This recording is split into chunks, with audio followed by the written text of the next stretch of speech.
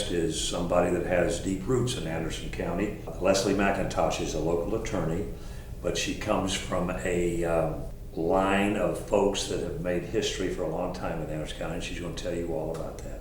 To get started, give me your Anderson County lineage. Both of my parents were born and raised in Anderson County. My grandfather is Jack McIntosh, and he moved here in 1956 as an attorney. And my dad and his twin brother Clark McIntosh were born about a month after he moved to Anderson.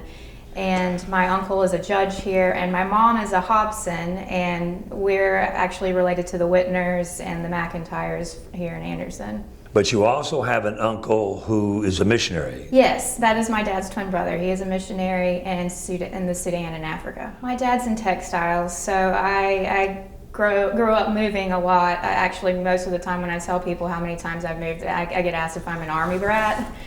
But it was interesting because I moved every 3 years for the first 9 years of my life. We lived in Spartanburg, we lived in Sevierville, Tennessee, Rutherford, North Carolina. I've lived in Athens, Georgia, and then we moved to Pinehurst, North Carolina when I started high school. Did you ever go to the golf course? I worked for the club, actually. When I went to college, I came back during the summers and I worked for the marina and worked during the U.S. Opens and got to see famous golfers. It was an interesting time over in Pinehurst. What was that like for a girl in college coming back and being around all those famous people on a golf course? It was fun stories to tell when I got to go back to college. I mean, did they believe you? They did, because they knew it was Pinehurst. You know, when you're in North Carolina, it's like, I guess when you're in California, you talk about being in LA and see famous people. When you're in North Carolina and you talk about being at the U.S. Open in Pinehurst, everybody knows you're going to see golfers. When I was 12, I went to a party with my grandfather, and I saw he was so respected by the community because of how much help he had given the members of the community. And that really made me think about how being an attorney, a lot of people make jokes about being an attorney. Yeah. They think they're not great people a lot of times, but attorneys are the people that you go to when you need help. Attorneys are the ones that can fix a situation and make it better for you. If you have been diagnosed with Alzheimer's or dementia, they're the person that you go to make sure that you get a power of attorney done. And that respect and the help that you can give the community was really important to me. And I saw how he had gained it through coming to Anderson, didn't know anybody, and how he's just an amazing guy, and how could you not want to follow in his footsteps?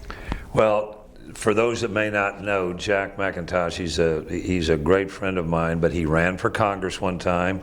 He served as the attorney for Anderson School District 5. He's written several books, and he's just an all-around great guy and has just a zillion stories to tell. He does. I'm always hearing a new story. I'm 36, and he's my grandfather, and I hear a new story every single time he comes to visit me. Law school was I can't even describe it. That was what I needed to do. That was where I needed to be. It was fun? It was fun. Hard? It was extremely, extremely hard. The best thing that I learned in law school was to give back. Charleston is known for its pro bono populi. That's what Charleston, its motto is, and so you have to do, well, I've always been very involved in civic obligations, but I do believe that it's important to give back to your community, and that was important in law school also. I didn't exactly know what I was going to do. I took the bar exam and finished it on July the 31st, and on August the 1st of 2013, I had to move out of my apartment, so my mom and my sister came down and we packed up a U-Haul, and by August the 3rd, I was here. I was exhausted. And 2 weeks later, I started working at McIntosh, Sherrod, Sullivan, and Brusso, which is the firm my grandfather started a long time ago. And your field of expertise?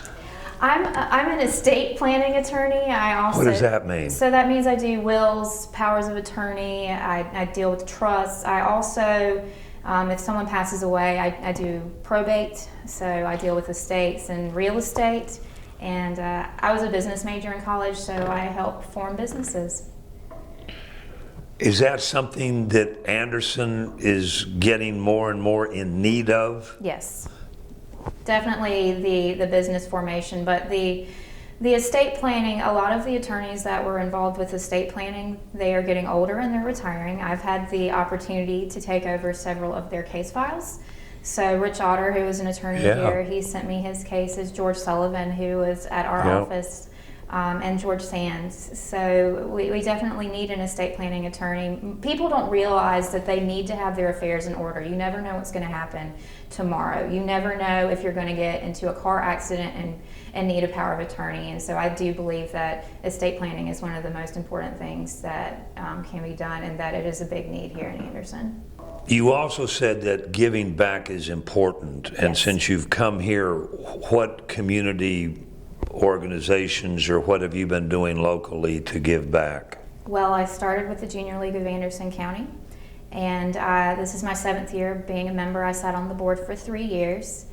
I'm also the vice chair of the Anderson Free Clinic. I just joined the board of Meals on Wheels. I'm the president of the Anderson Historical Society. I do the Cinderella Project every year. This is my 5th year, and I'm super excited that I am part of Leadership Anderson Class 36 this year, which is a program of the Anderson Chamber of Commerce. And tell me a little bit about that program. As you said, it's almost as old as you are.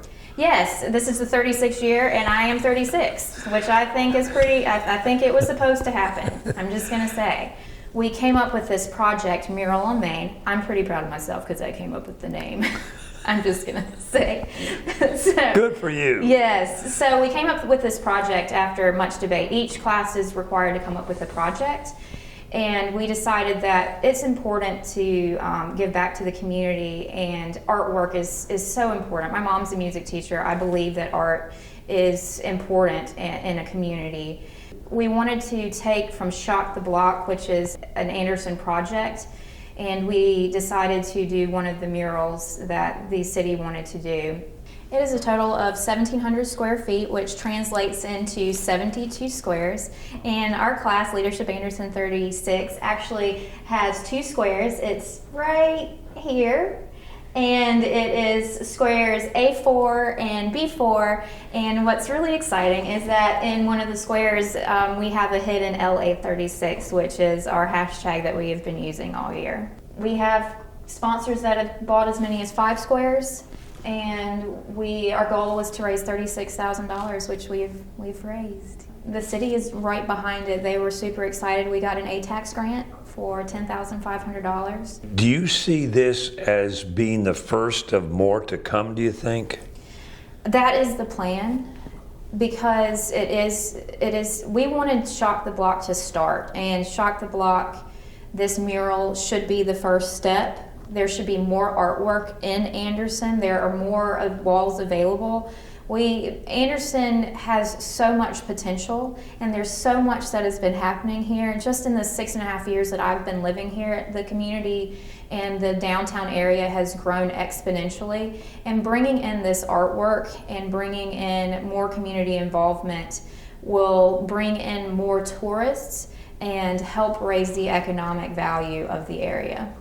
Now, this program is a selection process, so you actually have to apply or be nominated in order to be a member of the Leadership Anderson class. Each class has about 30 different members, so it's a wide range of leaders that come together and are not only learning about each other, but learning about the community as a whole. It is a 10-month process, so each month you come together and you learn something new about the community of Anderson. So we've had Make a Difference Day, where we went and helped build a house with Habitat, and we've had Education Day, where we got to see the different technology schools and we went to visit AU. We just had Art, History, and Culture Day, where we got to learn about the beginnings of Pelzer, West Pelzer, about the spring that's in Williamston. But the main thing that we have to do is do this class project, which is how we came up with Mural on Main. And we really wanted something that not only helped impact the economy here in Anderson, but it brought the community together. And One of the things when we were doing our research about murals is that when you bring the community into an area, if it's an area of blight, which Ora Street may not be an area of blight, but when you bring the community and make them care about that area. So if they come in and they help paint this area, then they are less likely to damage it, and they're going to care more about the area. And it takes one step to improve the rest of the area. And so we hope that this mural, this first mural, will impact the rest of the community as a whole, and that everybody will start and continue to help make Anderson as a whole a better community. I never lived here, Right. but I came here, this was kind of my safe space, if that makes sense. We moved so much, so holidays, this was where I got to come. And my grandparents' house was where we always came. Christmas was at my grandparents' house, and I have the wonderful opportunity of living in my grandparents' house. My grandfather actually lives on High Shoals, and his house is the location where electricity actually started to come to Anderson. And he comes in and sits in my office and tells me stories. And I mean, why wouldn't you want that? Why? I mean, I've moved so much. I've gotten to experience loads of different communities, and I've never gotten to have that hometown feel. And Anderson has that for me, and that's what Anderson has become. So when people ask me, you know, what's my hometown, I actually have an answer now. It's Anderson. And I really do love that one of the hashtags is Anderson is my hometown, because it really is.